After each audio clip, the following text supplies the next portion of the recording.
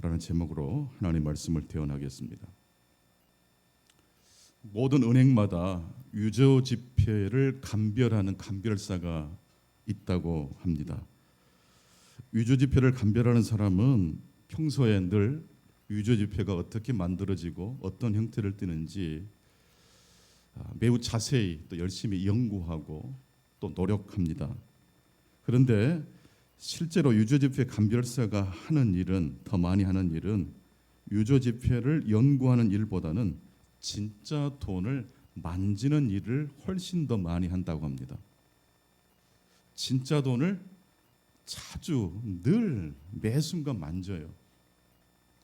그렇게 해서 이 손에, 손가락에 이 감각이 새겨지게 되고, 그런 다음에 유저 지폐를 만나게 되면 어떨까요? 딱 다르다는 것이 느껴진대요. 진짜를 알면, 진짜를 깊이 알면 가짜가 왜 가짜인지를 알게 된다는 의미입니다. 여러분, 충강교회가 좋으십니까? 왜 좋으십니까? 진짜 하나님을 사랑하는 교회이기 때문에 그렇습니다. 요한복음 10장 4절과 5절 보니까 양이 목자의 음성을 듣고 목자를 따라가지만 타인의 음성은 알지 못하기 때문에 따라가지 않는다라는 말씀이 있습니다. 목자만 선한 목자가 있는 게 아니에요. 양도 좋은 양이 있어요. 여러분은 좋은 양이십니까? 좋은 양은요, 선한 목자의 음성을 기가 막히게 알아요. 은혜를 주시는 하나님의 목소리, 음성을, 그 하나님의 때를 기가 막히게 분별한다는 의미입니다. 시편 23편에도 목자 되신 하나님께서 지팡이와 막대기를 가지고 양인 우리를 인도하시고 안위하신다는 말씀이 나옵니다. 주의 지팡이와 막대기로 나를 어떻게 해요? 안위하신다라는 말씀이 있잖아요. 이 두 종류의 도구가 등장하죠. 막대기는 맹수를 쫓아내는 도구입니다. 지팡이는요, 끝이 구부러져 있어서 양이 대열을 이탈하거나 가서는 안 된 골짜기로 방향을 틀면 구부러진 지팡이 끝으로 양의 목을 감아가지고 당깁니다. 그쪽으로 가면 안 돼. 이렇게 막대기로 맹수를 물리치고 지팡이로 양을 당길 때 그 장면을 한번 연상해 보십시오. 여러분, 양은 목자를 보호하기도 하지만 양을 훈련시키기도 한다는 말씀입니다. 교회 오면 위로도 받고 동시에 무엇도 받아야 됩니까? 훈련을 받아야 돼요. 수고하고 무거운 짐진 자들아 다 내게로, 내가 너희를 어떻게 하리라? 쉬게 하리라. 이게 마태복음 11장 28절 말씀인데, 그 다음 구절 29절에는 이렇게 말씀이 이어집니다. 나는 마음이 온유하고 겸손하니 나의 멍에를 메고 내게 배우라. 그리하면 너희 마음이 쉼을 얻게 되리라. 신앙생활은 참된 쉼, 안식을 누리는 것일 뿐만 아니라 멍에를 머는 겁니다. 주님과 함께 멍에를 머는 거예요. 훈련받는 거예요. 그래서 편안한 기독교는 가짜일까요? 진짜일까요? 그건 가짜예요. 훈련이 면제된 기독교 역시 가짜일 수밖에 없어요.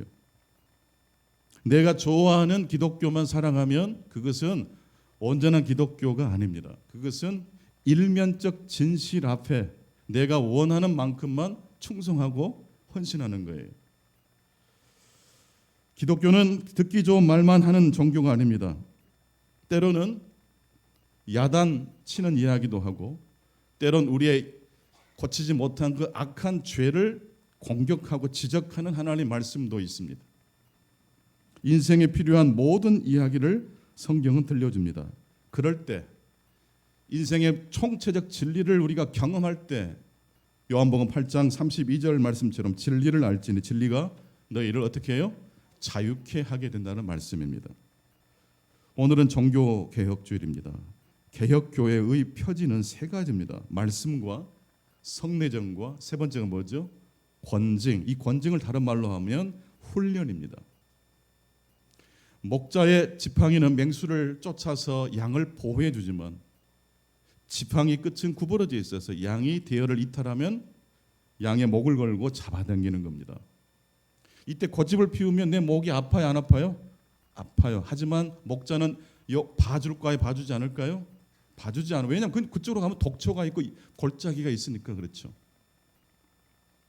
바울 사도는 가는 곳마다 일면적 진실이 아니라 전면적 진실을, 하나님의 전면적 진실을 선포했습니다. 에베소에서 바울은 2년 동안 머물면서 특별히 두란노 서원이라는 곳 기억나시죠? 서원, 작업실이라는 뜻이요, 공방. 두란노는요, 독재자라는 이름이에요. 그러니까 이 공방의 원주인은 상당히 성격이 괴팍했을는지 몰라요. 그래서 사람들은 독재자라고 별명으로 지어서 불렀던 것 같아요. 바로 그 두란노 서원, 독재자의 작업실이라고 불리는 곳에서 바울은 열심히 일을 하면서 틈이 났을 때 하나님의 복음을 증거했습니다. 그리고 바울의 그 메시지를 듣고 많은 이들이 응답했어요. 회개했어요. 그리고 참된 자유를 얻게 되었습니다. 바울 사도가 전한 메시지는 딱 두 가지예요. 첫 번째, 바울이 전한 메시지는 사람의 손으로 만든 것들은 무엇이 아니다? 신이 아니다라는 거예요. 두 번째, 예수가 그리스도다. 예수가 메시아다. 예수가 하나님과 우리 사이의 유일한 중보자라는 말씀이에요.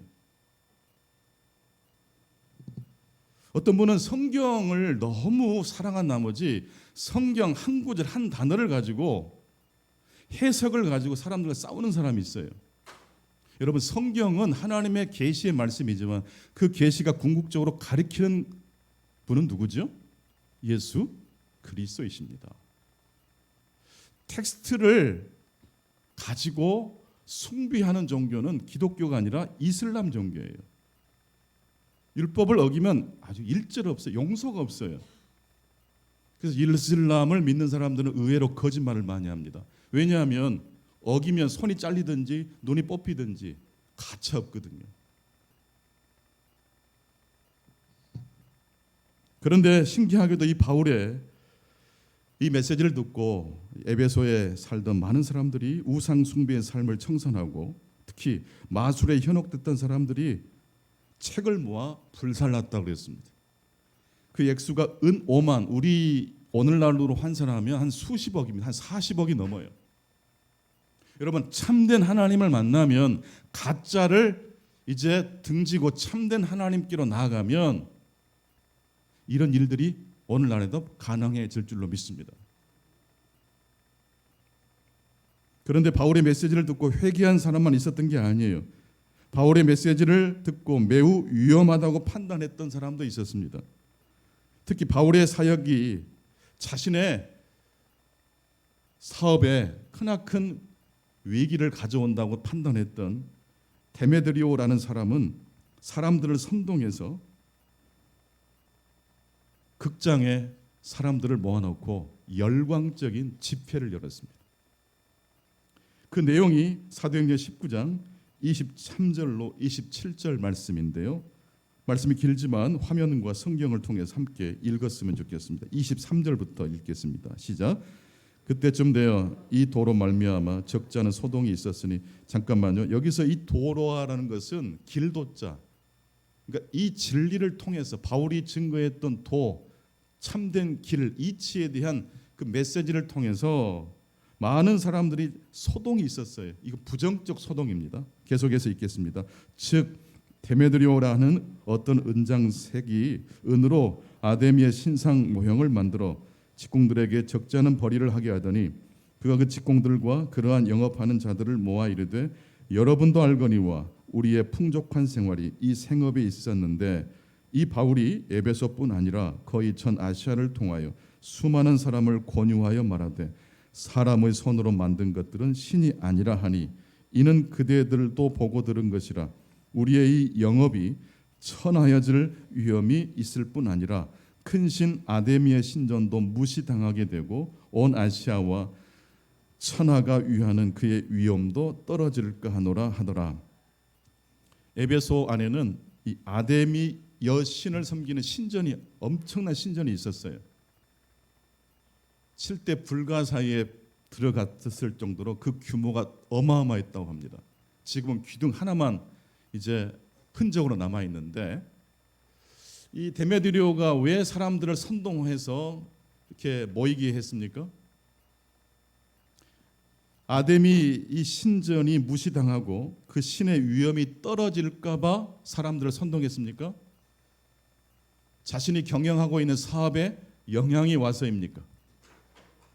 아담이 신상을 은으로 만들어서 판매했던 사업자가 데메드리오였어요.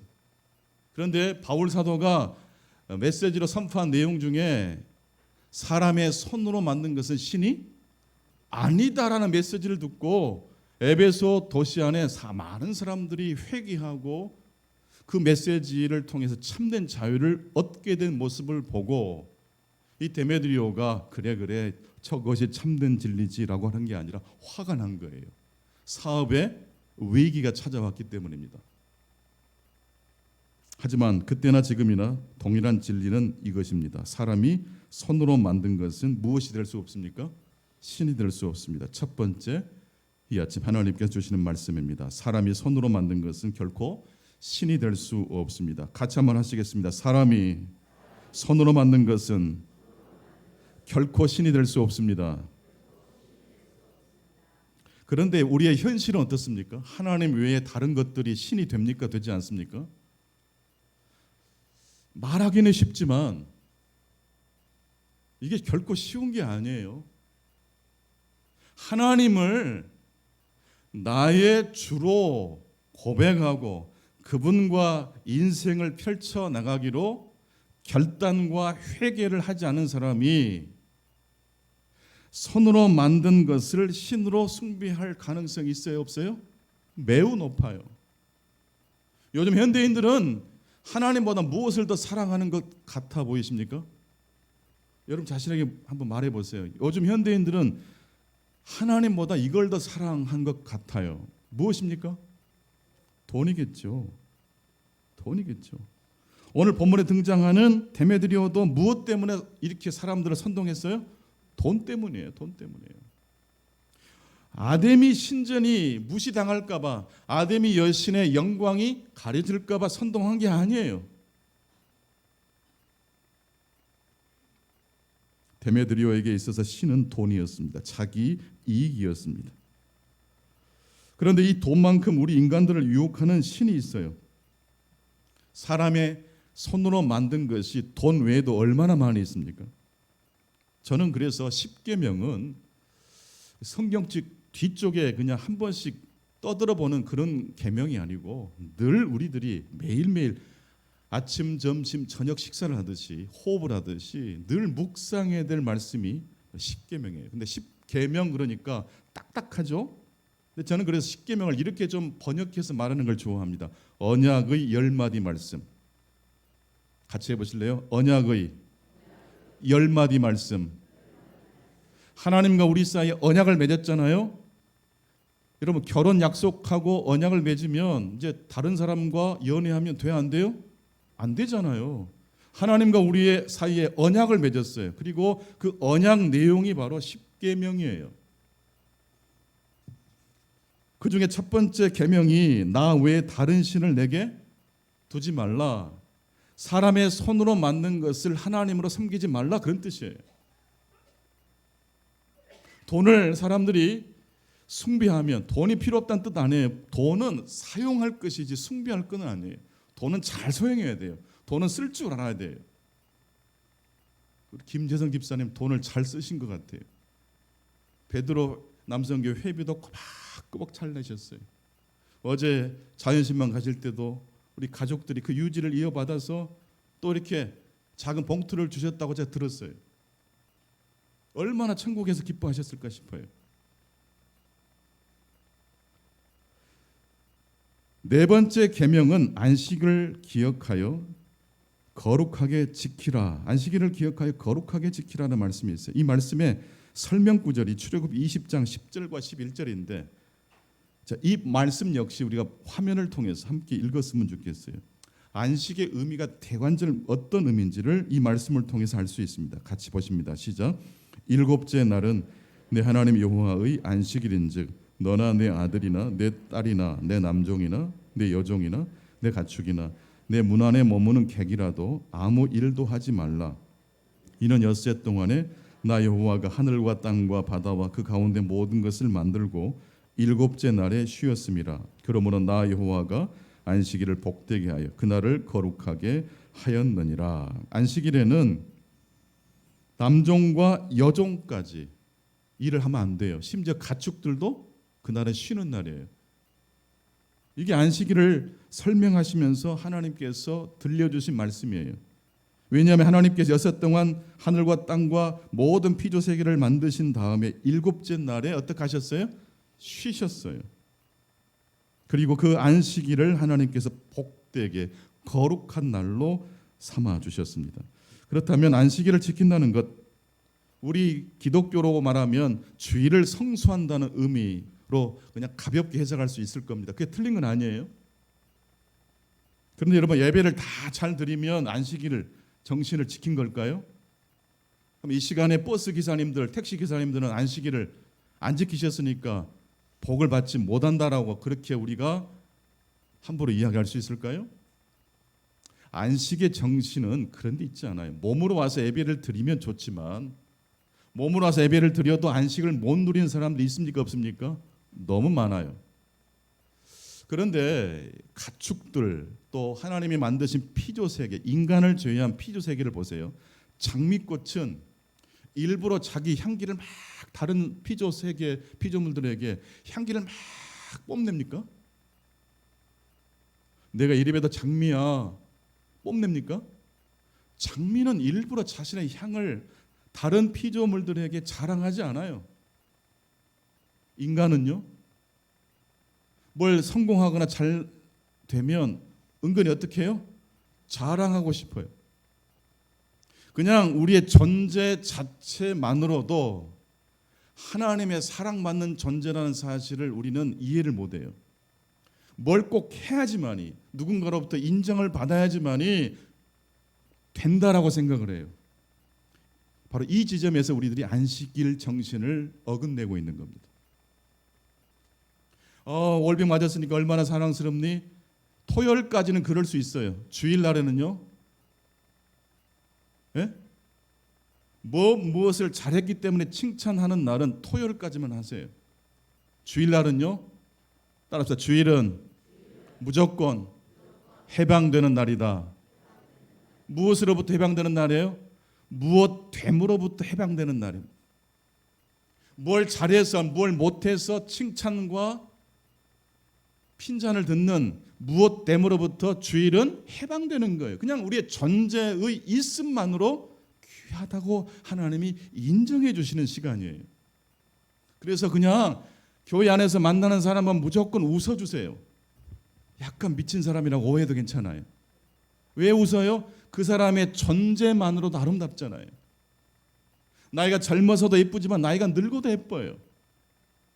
나름대로 다 각자의 존재가 가지고 있는 향기가 있어요. 아름다움이 있어요. 그런데 유일하게 이 피조 세계에서 사슴도 악어도 무엇됨을 추구하지 않고 그냥 있는 그 자체를 통해서 하나님과 사귐을, 하나님과 연결되어 있는데, 그 유일하게 이 지구상에서 인간만이 무엇됨을 추구해요. 승진을 못하면 괴롭고, 승진해서 누락되면 더 고통스럽고, 나보다 못한 친구가 뭐 잘되면 배가 아파요. 그리고 왜 다른 사람에게 보여지는 모습을 그렇게 우리들이 예민하게 생각합니까? 제가 우리 청소년들에게, 혹시 담배를 피는 청소년이 있으면 자기가 원해서 피기도 하지만 친구들 때문에 그냥 못 피울 수 없어서 피우는 경우도 있잖아요. 그런 친구들을 모아놓고 저에게 5분만 시간 주시면 그렇게 이야기할 거예요. 야, 너네들 담배 끊으란 말이 아니라, 담배를 피우지 말라는 게 아니라 이렇게 한번 해봐라. 눈을 감고 한번 피워봐. 눈을 감고 한번 피워봐. 어떨까요? 재미가 하나도 없어요. 연기 나가는 모습도 보고 친구에게 연기를 빡 뿌리는 맛이 있잖아요. 목사님 피워보셨어요? 저도 짓궂게 그 청소년 시기엔 한두 번 했겠죠. 안 맞으니까 안 피웠어요. 눈을 감고 피워보면 맛이 하나도 없대요. 담배가요, 은근히 내가 누구인지를 뽐내는 도구일 수 있다는 거예요. 담배만 그럴까요? 옷도 그렇고 화장도 그렇고 얼마나 많이 있는지 몰라요. 그것이 필요 없다는 뜻이 아니라 아름답게 꾸미지 말라는 뜻이 아니라 그렇지라도 주일날만큼은 모든 존재가 그 자체로 어때요? 아름다운 거예요. 이제 우리 좌우로 한번 인사합시다. 당신은 그냥 있는 그대로 아름답습니다. 있는 그대로 아름다운 거예요. 뭘 보탤 필요가 없어요. 뭐 칭찬받아야 될 필요가 없는 거예요. 그냥 있는 자체로 하나님의 사랑받는 존재라는 사실을 꼭 기억하실 수 있기 바랍니다. 이걸 묵상하고 지켜내는 시간이 주일이에요. 예배를 잘 참석했고 헌금을 잘 드렸고 그랬기 때문에 주일을 성수했다고 생각하지 마세요. 무엇 됨이 아니라 나의 있는 그 자체로 하나님이 나를 사랑하신다는 걸 묵상하고 그래서 그 무엇 됨으로부터 자유해지고 해방되는 시간이 주일인 거예요. 그렇게 되시는 저와 여러분 되시기를 축원합니다. 두 번째 말씀입니다. 그래서 고래는 토끼는 우울증이 없을걸요? 뭐 조금 지나갈 정도는 있을지 모르겠지만 우리 인간처럼 그렇게 고독하고 그냥 마음이 분열이 되고 그러지 않을 거예요. 두 번째, 가짜 예배를 드리는 사람은 언제나 그 자리에 머물게 된다는 말씀입니다. 이것도 같이 따라서 보겠습니다. 가짜를 예배하는 사람은 언제나 그 자리입니다. 사도행전 19장 30절로 34절을 한번 보시겠습니다. 역시 같이 말씀을 읽겠습니다. 시작. 바울이 백성 가운데로 들어가고자 하나 제자들이 말리고 또 아시아 관리 중에 바울의 친구된 어떤 이들이 그에게 통지하여 연극장에 들어가지 말라 권하더라. 사람들이 외쳐 어떤 이는 이런 말을 어떤 이는 저런 말을 하니 모인 무리가 분란하여 태반이나 어찌하여 모이는지 알지 못하더라. 유대인들이 무리 가운데에서 알렉산더를 권하여 앞으로 밀어내니 알렉산더가 손짓하며 백성에게 변명하려 하나 그들은 그가 유대인인 줄 알고 다 한 소리로 외쳐 이르되 크다 에베소 사람의 아데미어 하기를 2시간이나 하더니 소동이 일어나서 바울과 아주 가까운 동료 가이오와 아리스다고를 에베소 시민들이 성난 군중들이 강제적으로 불법적으로 체포해서 2만 5천 명을 수용할 수 있는 거대한 이 극장으로 끌고 간 거예요. 지금도 이 에베소 극장이 유적으로 아주 잘 보존돼서 남아 있습니다. 에베소 극장 그림 한번 보내주실래요? 2만 5천 명을 수용할 수 있는 어마어마한 공간입니다. 바로 이 장소로 성난 군중들이 데메트리오에게 선동된 수많은 군중들이 가이오와 아리스다고를 불법적으로 재판도 거치지 않고 불법적으로 끌고 극장으로 데리고 간 거예요. 바울은 이때 어딘가 숨었는지 모르겠어요. 그러니까 바울은 끌고 갈 수 없으니까 바울과 친한 두 사람을 끌고 간 거예요. 즉결 심판이라도 할 수 있을 것처럼. 근데 이 에베소는 사실 로마의 아주 중심 도시입니다. 아시아의 수도라고도 할 수 있어요. 소아시 지역의 중심 도시예요. 로마의 관료가 통치하고 있어요. 그런데 성난 군중들이 로마의 팍스 로마나의 질서를 다 깨버리고 이 극장에 운집한 것입니다. 이 극장에는 사람들이 모여서 온갖 공적 행사들과 종교 의례, 특별히 에클레시아로 모였다고 합니다. 여러분 에클레시아 들어보셨나요? 보통 에클레시아를 뭐라고 그러죠? 교회를 에클레시아라고 하잖아요. 에클레시아는 교회에서 처음 사용한 게 아니라 원래 그리스에서부터 이미 시작했던 단어예요. 민주정치, 민회, 이게 에클레시아예요. 이것을 기독교가 이제 교회를 세우면서 차용해 온 거예요. 에클레시아를. 사실 그리스와 로마의 에클레시아는 성공했습니까? 실패했습니까? 성공하지 못했어요. 하지만 교회는 바로 그 민주적 절차에 의해서 공동체가 지혜롭게 성장 발전하는 그 모습을 하나님의 나라 안에 수용한 거예요. 다른 어떤 공동체보다도 아름답게 서로 지혜롭게 공동체를 운영할 수 있도록 하나님께서 설계하신 거예요. 극장에 모인 군중들은 2시간 동안 쉬지 않고 크다 에베소 사람의 아데미어라고 하는 이 찬송가를 계속 울려 퍼지게 했던 겁니다. 요즘 기아 타이거즈가 잘하더라고요. 내일 그냥 한 번에 다 이겼으면 좋겠는데, 모여서 얼마나 응원을 열심히 합니까? 지금 이 에베소 극장 안에서 모인 수많은 군중들이 크다 에베소 사람의 아데미어, 이것은 하나의 찬송이에요. 아데미 여신에게 바쳤던 찬송을 부른 거예요. 몇 시간 동안요? 2시간 내내. 이 바울을 공격하면서 유대인들이 그 모습을 보고, 바울을 공격하려는 그 모습을 보고, 바울도 유대인이니까 자기들에게도 불똥이 떨어질까 봐 알렉산더라는 유대인을 그 민의 앞쪽에 배치를 해놓고, 우리는 바울과 다르다라는 것을 연설을 통해서 증명하려고 했는데 에베소 사람들이 기회를 주지 않습니다. 얼마나 열기가 가득했는지 몰라요. 이 모든 이 열광적 이 모임을 시작하게 한 사람이 누구죠? 데메드리오입니다. 은으로 아데미 여신상을 만들어서 비싼 값에 팔아서 돈을 많이 벌었던 데메드리오가 그 일의 주동자입니다. 그러나 지금 이 열기와 이 혼돈의 상황을 한번 머릿속에 그려 보세요. 이게 에클레시아입니까? 잘 작동되고 있는 에클레시아 맞습니까? 이건 오작된 거예요. 고장난 에클레시아예요. 로마법도 다 깼죠. 2시간 내내 사람들이 막 소리 지르고 찬송을 하는데 리더가 앞에 나와서 왜 모였는지, 우리가 오늘 다루어야 될 안건은 무엇인지, 절차를 밟아서 우리가 어떤 의견을 교환해야 될지, 그래서 어떤 목적과 목표를 향해서 나아가야 될 것인지를 어떤 사람이 나와서 지휘하는 사람이 있어요, 없어요? 한 사람도 없어요. 그래서 오늘 2번째 메시지가 무엇입니까? 손으로 만든, 즉 가짜를 예비하는 사람은 언제나 그 자리에 머물러 있다는 거예요. 앞으로 전진을 못해요.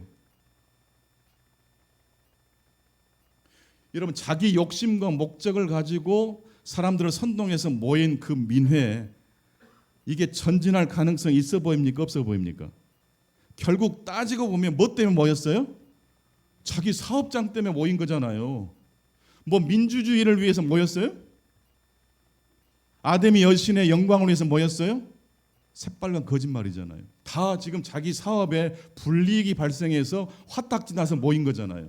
즉, 이 민회를 소집은 했으나 이 민회가 앞으로 전진하도록 메시지를 낼 만한 사람이 있어요, 없어요? 없어요. 데메드리오가 그 역할을 해야 되는데 데메드리오가 지금 나타납니까, 안 나타납니까? 어디 숨어버렸어요. 자기도 감당을 못하고 있는 거예요. 보통 에클레시아로 그리스에서 시작된 이 민주정치로 에클레시아, 민회가 모이게 되면 청중들은 앞에 나와서 연설하는 사람의 이야기를 잘 경청한 다음에 호응을 하거나, 호응할 수 있겠죠. 2번째로 이게 논리가 맞지 않고 전체 민회의 전체를 지혜롭게 공동체를 아름다운 방향으로 끌고 갈 만한 사안이 아닌 경우, 그럴 때는 연설을 옹호하지 않고 함성으로 그 연설을 못하게 막았다고 합니다. 이게 직접 민주정치로 이 에클레시아를 운영했던 그리스 민회의 모습이에요. 연설자가 나와서 쭉 이야기하면 그 말이 공동체에 합당하다 싶으면 호응을 해줘요. 박수도 쳐주고. 근데 말이 안 돼. 그러면 어떻게 한다고요?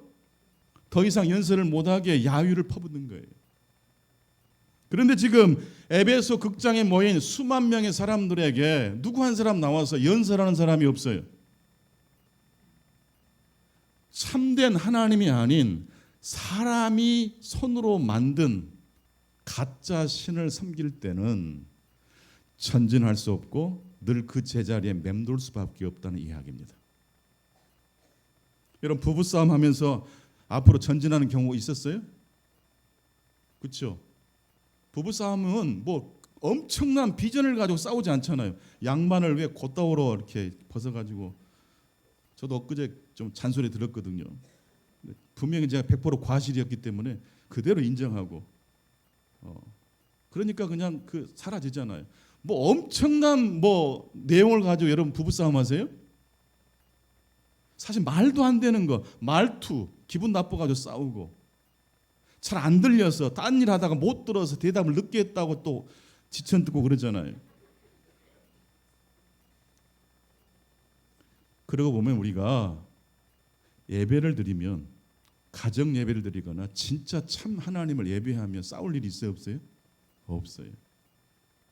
근데 예배를 드리는 자리에 나와도 내가 중심이 되면 은혜가 없어요. 내 이익과 내 유익의 관점을 가지고 설교를 들어보세요.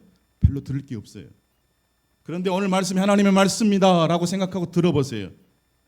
좋은 말씀도 들리지만 아프게 찔러오는 말씀도 들리게 될 줄로 믿습니다. 목자는 두 가지 도구를 통해서 양을 인도한다고 했잖아요. 몽둥이는 늑대를 쫓아내기 위해서, 지팡이는 양이 길을 이탈했을 때 목을 휘감아서 가지고 오는 방법이에요. 2시간 내내 한 걸음도 앞으로 전진하지 못하고 있는 이 군중들을 바라보고 있었던 한 사람이 있었습니다. 바로 에베소의 서기장, 바로 그 사람이 이 로마의 관료가 그 혼돈의 틈을 이용해서 개입합니다. 그리고 서기장이 이렇게 말합니다. 35절에서 41절 말씀 역시 같이 한번 읽겠습니다. 35절부터 읽겠습니다. 시작. 서기장이 무리를 진정시키고 이르되, 에베소 사람들아, 에베소 씨가 큰 아데미와 제우스에게서 내려온 우상의 신전징기가 된 줄을 누가 알지 못하겠느냐? 이 일이 그렇지 않다 할 수 없으니 너희가 가만히 있어서 무엇이든지 경솔히 아니하여야 하리라. 신전의 물건을 도둑질하여도 하지도 아니하였고 우리 여신을 비방하지도 아니한 이 사람들을 너희가 붙잡아 왔으니 만일 데메드리오와 그와 함께 있는 직공들이 누구에게 고발할 것이 있으면 재판날도 있고 총독들도 있으니 피차 고소할 것이요, 만일 그 외에 무엇을 원하면 정식으로 민회에서 결정할지라. 오늘 아무 까닭도 없는 이 일에 우리가 소요 사건으로 책망받을 위험이 있고 우리는 이 불법 집회에 관하여 보고할 자료가 없다 하고 이에 그 모임을 흩어지게 하니라. 참된 진리를 향하여 나아가지 않는 사람은요, 결국 어떻게 된다고요? 전진을 못해요. 고인물이 돼요. 그래서 외부로부터 개입자가 들어와서 이거 불법이에요, 잘못됐어요, 흩어지세요 하면 흩어질 수밖에 없어요. 교회는 아무리 역경과 고난이 와도 흩어지지 않아요. 왜냐하면 교회는 하나님의 비전으로 모이는 공동체이기 때문에 그렇습니다. 인간의 목적이 아니야. 인간의 욕심으로 교회는 모여지지 않아요. 하나님의 비전이에요. 그래서 교회는 전진하는 거예요. 어떤 역경이 와도 계속 앞으로 나아가시는 우리 친구한교회 모든 교우들 되실 수 있기를 축원합니다. 여기 말씀 보니까 35절 보세요. 이 서기장이 에베소 사람들과 에베소 씨가 큰 아데미와 제우스에게서 내려온 하늘에서 내려온 그런 뜻이에요. 너네들이 지금 바울을 고소한 목적이 뭐냐? 왜 소동을 일으켰느냐? 사람의 손으로 만든 것은 다 가짜라고 했던 바울의 메시지 때문에 모인 거지 않냐? 근데 너희들의 섬기는 아데미 신, 제우스 신은 사람의 손으로 만든 거냐? 하늘에서 우리에게 메시지를 주는 신적 존재냐라고 물어본 거예요. 즉 너네들이 가짜고 바울이 진짜라고 말을 해줘 버린 거예요. 누가요? 예수 믿는 서기장이, 예수 안 믿는 서기장이. 예수 안 믿는 서기장. 물론 바울과 가깝게 교류했던 친한 친구였습니다. 가끔 교회가 길을 잃어버렸을 때는요, 세상의 상식적 이야기를 들어야 돼요.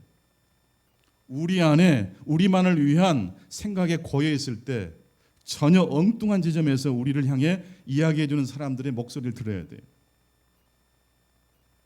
여기 민회가라는 단어가 등장했잖아요. 너희들이 정말로 원한다면 정식으로 고발해서 재판을 해라. 그리고 민회라는 제도 있지 않냐. 에클레시아, 교회로 모이라 그런 뜻이에요. 거기서 정식으로 이게 무슨 문제인지를 이야기하고 맞으면 호응해주고 잘못됐으면 지적받으면 되지 않냐. 그리고 이 일이 너희들이 지금 불법으로 저질렀기 때문에 잘못하면 불법 집회로 로마에 보고해야 된다. 시간을 줄 테니까 빨리 해산할 것. 이 말을 듣고 군중들은 어떻게 됐어요? 다 해산한 줄로 믿습니다. 여러분, 하나님을 섬기지 않고 참된 진리 앞에 우리가 내 인생을 맡기지 않으면 아무리 많은 사람들이 모이고 환호를 저질러도 그것은 물거품에 불과해요. 여러분이 지금 여러분을 지켜줄 것 같은 돈, 명예, 지식 진짜 지켜줄 것 같습니까?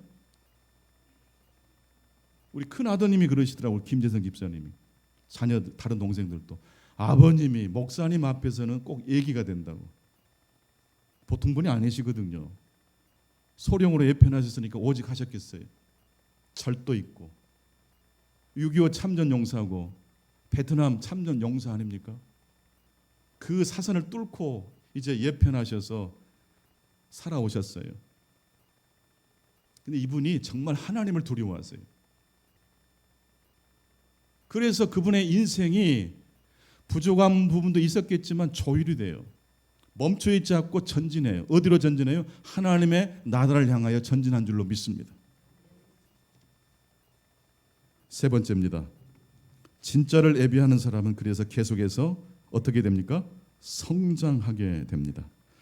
이 에베소 오늘 본문 19장 이야기하고 연결해서 사도행전 19장 이야기와 사도행전 15장이 연결될 수 있는데요.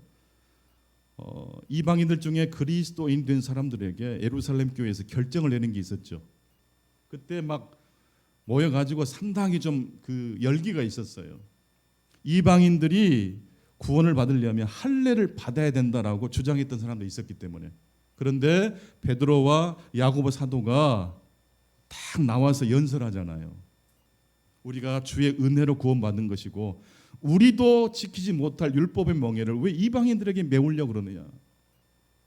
베드로의 설교가 끝난 다음에 이어받아서 야고보 사도가 그러면 목매에 달려 죽인 짐승 또 우상에게 바친 짐승의 고기는 먹지 않고 음행만큼은 우리들이 좀 주의하자는 요 조항만 넣어서 그것 외에는 이방인들은 할례를 굳이 받지 않아도 그리스도인이 되게 합시다. 이 결정을 사도행전 15장 예루살렘 교회에서 한 거예요. 얼마나 멋지고 아름다운 모습인지 몰라요. 이 사도행전 15장을 다시 읽어보세요. 무슨 선동하는 사람이 있었습니까? 열광적으로 아무 말도 하지 않고 2시간 내내 찬송만 했습니까? 앞에 나와서 말하는 연설자가 있고 그 연설자에 대해서 군중들이 예루살렘 교회 성도들이 호응하고 설득되고 끄덕끄덕하고 결국 그래서 합의를 도출했나요? 도출했잖아요. 이래서 초대교회가 부흥할 수 있었습니다. 그 역사의 줄기를 저희들이 이어받아 여기까지 온 줄로 믿습니다. 진짜 하나님을 예배하는 사람은 그러므로 계속해서 성장해야 됩니다. 바울은 원래 그랬던 사람이 아니었지 않습니까? 그가 예수를 믿고 거듭난 다음에 계속 성장해요. 자신의 부족한 부분을 고치고 개선하고 회개하고 그리고 좀 더 발전적 이야기로 자신의 삶을 맡겨드리잖아요. 말씀을 정리하겠습니다. 오늘 에베소 극장에 모인 수많은 군중들은 자신들이 왜 여기에 모였는지를 알았습니까? 몰랐습니까? 몰랐어요. 제발 여러분, 왜 예수를 믿는지, 왜 신앙생활하는지, 왜 내가 이것을 해야 되는지 좀 알고 묻고 생각한 다음에 움직이실 수 있기 바랍니다. 남들이 하니까 따라가지 마세요. 참된 하나님을 믿으면 무엇 됨도 중요하지만 그보다 훨씬 중요한 우리의 존재만으로도 하나님이 기뻐하신다는 사실을 알게 될 것입니다. 첫 번째, 사람이 손으로 만든 것은 결코 신이 될 수 없고, 두 번째, 가짜를 예배하는 사람은 언제나 그 자리에 머물게 됩니다. 세 번째, 진짜 하나님을 예배하는 사람은 결국 근사하고 멋진 사람으로 성장하게 될 줄로 믿습니다. 하나님의 축복이 함께 하시기를 축원합니다. 하나님 아버지 감사합니다. 여름이 가고 가을이 저절로 오는 줄 알았습니다. 하지만 가을은 여름 속에서 만들어졌다는 사실을 기억합니다. 인생의 고립과 아픔과 고통이 사실은 영적인 가을이 잉태되는 시간이므로 가장 고통스러운 순간에 하나님은 우리와 가장 가까이 함께 하시는 하나님으로 다가와 주십니다. 바울 사도의 선교 여정 속에 쉬운 일은 하나도 없었습니다. 한 가지를 해결하면 또 한 가지가 불거지고, 하지만 바울 사도는 굴하지 않고 계속해서 전진할 수 있었습니다. 가짜가 아닌 참된 하나님을 믿고 신뢰했기 때문입니다. 우리도 그 하나님을 영원토록 섬기고 예배하는 예배자로 살게 해 주옵소서. 예수 그리스도 이름으로 기도하옵나이다.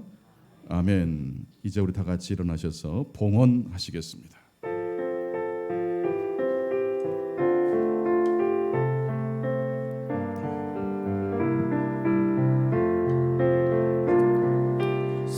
사랑의 나는 있는 곳에 하나님께서 계시도다. 사랑의 나는 있는 곳에 하나님께서 계시도다. 사랑의 나는 있는 곳에 하나님께서 계시도다.